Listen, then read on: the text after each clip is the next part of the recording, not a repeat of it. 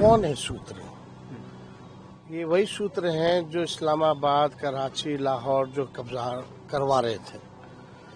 ये सूत्र को हम लोग जो समझते हैं। शॉकिंग है कि वो इस तरह के भाषा का प्रयोग कर रहे हैं। इनका कहने का मतलब ये है कि उस समय हम लोग 3-3, 4-4 लाख वोट से चुनाव हारे, तो क्या विदेशियों ने नरेंद्र मोदी जी को वोट दिया? ऐसे शब्द का प्रयोग करते हैं जो जिसको मतलब आदमी बाइट में भी वापस नहीं बोल सकता है। और सिर्फ आप ही नहीं, आपके तमाम नेतागण भी हम लोग देख रहे हैं बिहार बंद के बाद जैसे एक बौखलाहट सा हो गया है राजद के नेताओं में। कौन है सूत्र?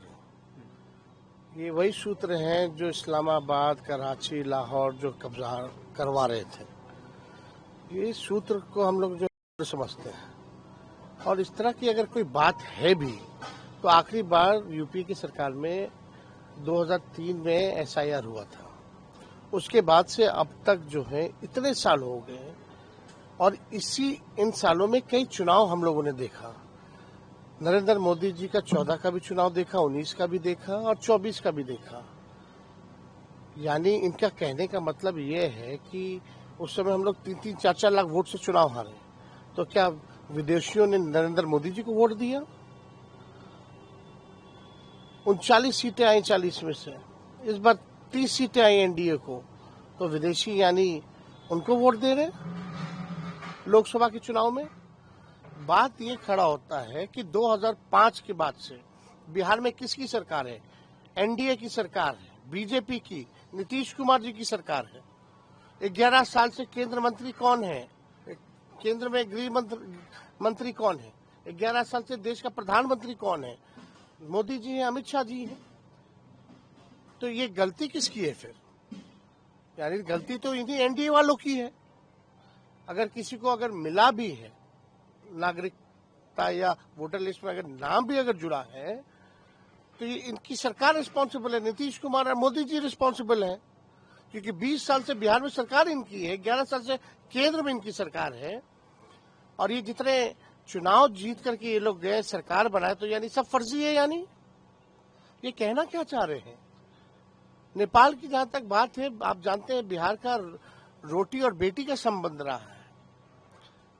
बिहार पुलिस में, बिहार मिलिट्री पुलिस में गोरखा लोग हैं, नेपाली लोग हैं। आर्मी में नेपाली लोग हैं, भारतीय सेना में नेपाली लोग हैं। वहां जाकर के नेपाल में आप प्रचार करते आइए बहाली हो रहा है, आइए हमारे सेना में जुड़िए। ये देखिए, असल में सुप्रीम कोर्ट ने जब से मामले को संज्ञान में लिया है और जब से इलेक्शन कमीशन को सलाह दी है, तब से इनके हाथ पैर फूले हुए हैं। क्यों नहीं मिस्टर ज्ञानेश कुमार जो है आगे आकर के सारी बातों को रखते हैं?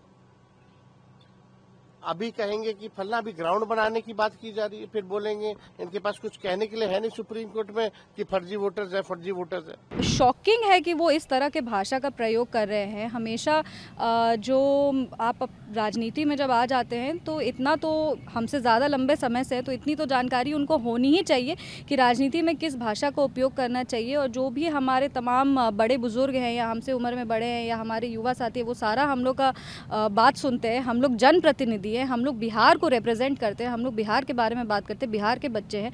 और जिस चाणक्य की धरती है उसमें आप जिसको लोग बिहार की अस्मिता को हम लोग जब बरकरार रखने का बात करते हैं, तब आप ऐसे शब्द का प्रयोग करते हैं जो जिसको मतलब आदमी बाइट में भी वापस नहीं बोल सकता है। और सिर्फ आप ही नहीं, आपके तमाम नेतागण भी हम लोग देख रहे हैं बिहार बंद के बाद जैसे एक बौखलाहट सा हो गया है राजद के नेताओं में। जिस तरह से उन्होंने अपने कार्यकर्ता को, वो पप्पू यादव जी हों, वो कन्हैया कुमार जी हों, जिस तरह से उनको ट्रीट किया गया है, इंडी गठबंधन के जितने भी कार्यकर्ता हैं, जिस तरह से विधायक के सामने अपशब्द का प्रयोग किया जा रहा है मंच पर से, जिस तरह से आज तेजस्वी यादव जी ने खुद कहा है, अरे बहुत मर्यादा के तहत आप बहुत सारे ऐसे शब्द हैं हिंदी भाषा में जिसको आप यूज़ कर सकते हैं, कड़ी आलोचना कर सकते हैं, आप उसके खिलाफ आप आवाज़ उठा सकते हैं। इतने सारे शब्द हैं, लेकिन तब भी आप ये ऐसे शब्दों को यूज़ करते हैं मतलब हम लोग सब के लिए अपमानजनक है। आप सब ने हर बिहार युवा नेता का आज सर शर्म से झुका दिया। वीके न्यूज़, राष्ट्र के नाम।